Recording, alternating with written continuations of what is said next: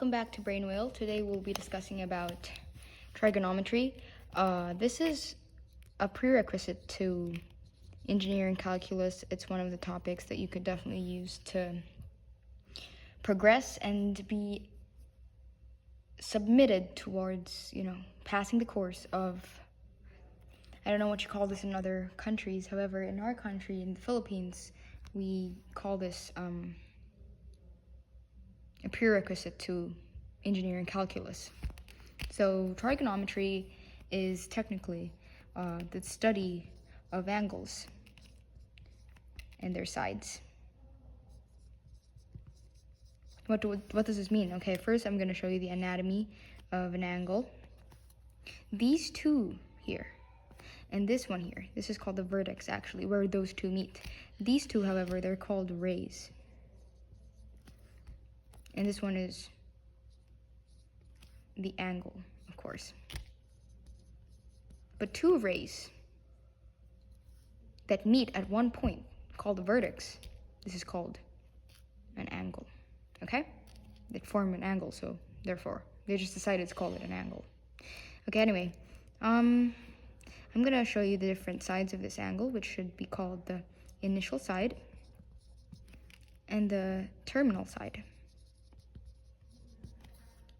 Why initial and why terminal? Well, if you didn't know yet, initial because this is where the angle started and it ended here, therefore it's terminal. Same way, like in every relationship, there's a beginning and an end. It's called the law of entropy. Just kidding. Anyway, here we go. We're gonna proceed to identifying. Perhaps we have an angle. My arrows are lazy. We have an angle coming from the positive x-axis to the negative x-axis, just like so. I would say this is around 90, 180, 270. This would just be around, I would say it's 300 or further, okay? It's an estimate. This is an angle wherein we're looking for the measure of it. So what are the different ways to know the amount of rotation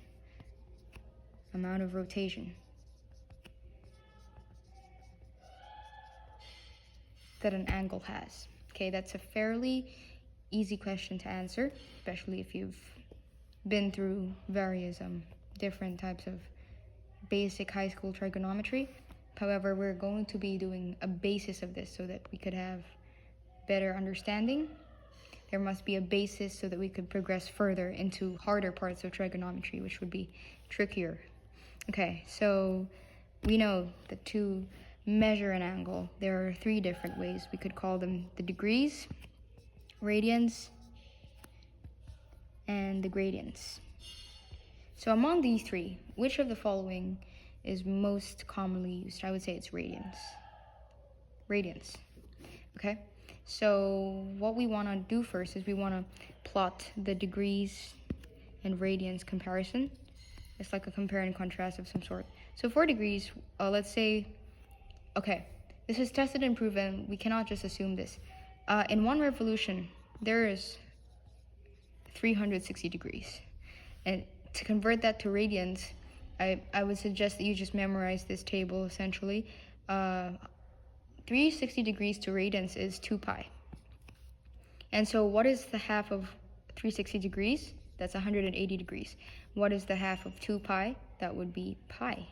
Now, going down to 90 degrees, this is going to be giving us pi half, and so on and so forth. So what I want to discuss for this video specifically is just converting degrees to radians and vice versa. So d to r and r to d. Okay, so let's say I've got a degree to radians example. Let's say we have 60 degrees. We want to convert it to radians. And for radians, we've got 3 pi over 2. We want to convert it to degrees. What do we do? What's the specific formula for this? It's essentially really easy. To convert degrees to radians, you have to multiply it to pi over 180 degrees. You could also use a calculator, but I would suggest, especially if you're going to take up a course such as engineering, you do this manually so that you could practice it, okay? 3 pi over 2 multiply to the upside down of this. This just means that I'm going to switch the denominator to the numerator, so that's going to be 180 degrees over pi. This would be giving us a value of degrees. So to multiply, to know how to convert degrees to radians, you have to multiply it. Use a multiplier. Actually, when we say conversion factor, you're actually just using it as a multiplier. If you're familiar with stoichiometry, this is exactly what they do. They cancel out the values such that you come up with, first you go from grams to mole, mole to mole, mole to grams, and sometimes it changes, it varies, of course. So yeah, and it gets you to the value that you actually want. You just basically cancel out, okay? It's just like multiplier, yeah. So cancel this out, cancel the value of degrees. Now focus on this. 180 divided by 60, that's 3. And you keep pi. This is the answer. Okay? Now for this, cancel out 2 pi. And usually there's a unit of measure here that's radians. And also same here, that's going to be radians.